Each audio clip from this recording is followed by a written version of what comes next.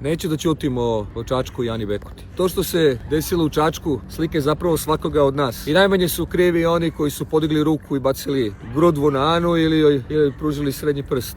Došli smo do kraja, a ja pri tim ne želim da se povlačim niti o tome da ćutim.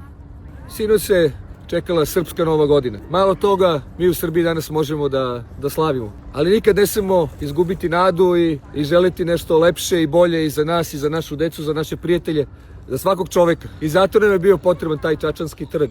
Ne samo Čačanski, nego i svaki drugi. Da se na njemu sretnemo, vidimo, pogledamo u oči, porazgovaramo drugačije nego što to inače radimo, a odavno ne razgovaramo, režimo, pružimo ruke jedni drugim umjesto što se ujedamo i pustimo Ani da nas svojom pesmom leči, da nas steši i da nas vodi u veselje. Ona svojim radom nikoga ne vređa, ona nikom koru hleba nije oduzela, niko zbog nje nije ostao bez leka ili bez posla. Za nas kažu da smo narod koji je umirao i pevao. Kako je prokleta politika koja nas je toliko zakrvila da smo mi odlučili od pesme da odustanemo i da u lavežu živimo svoj život.